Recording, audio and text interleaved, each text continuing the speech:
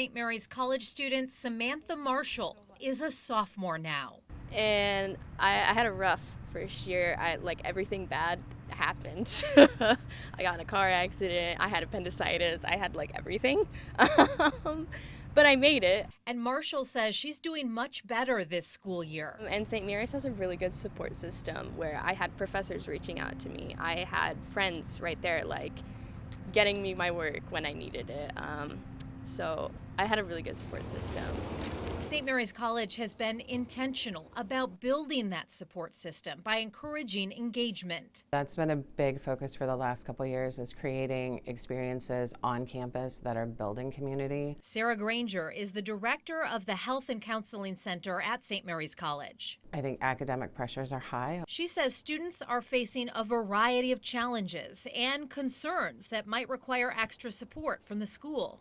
A lot of our students, or a number of our students, have financial concerns or may have some food insecurity. So there's a lot of different programs across campus departments that work with those students on an outreach basis. The most recent Healthy Minds study surveyed 84,000 college students across the U.S.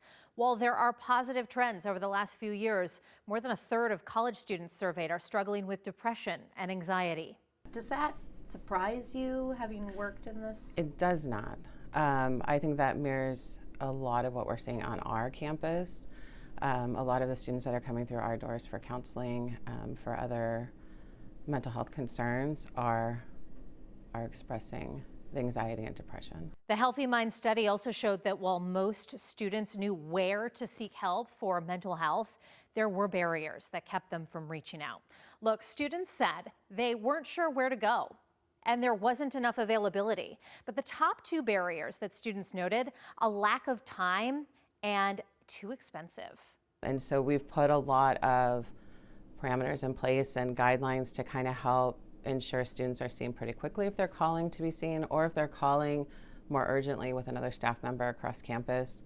In most cases, we're able to get them in that same day to be seen by one of our counselors. At St. Mary's College, there are 4 full-time counselors, more than at many other similar-sized colleges. And so it's just about walking alongside them as they kind of figure out the highs and lows of adulthood. Madeline Renke is one of those counselors, seeing about 50 students right now. So you really have to kind of be aware of a lot of things and try to juggle not just the academic course load, but your social life, your future decisions. All of these things are happening at this very delicate age, and it's a lot of pressure. Perhaps most impactful is St. Mary's College Student Care Team. It's a team of about 17 people, including faculty and staff representing a variety of offices.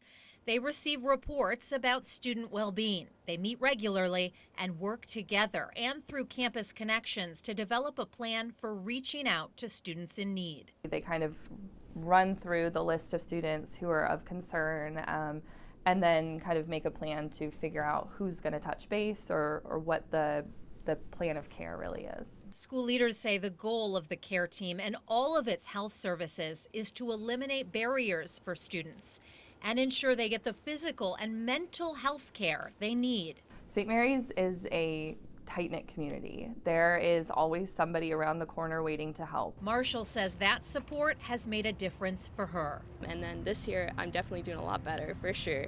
And taking advantage of a lot of the good resources that St. Mary's offers. Thanks for watching. Here's another story you may like, and subscribe to the WSBT 22 YouTube channel.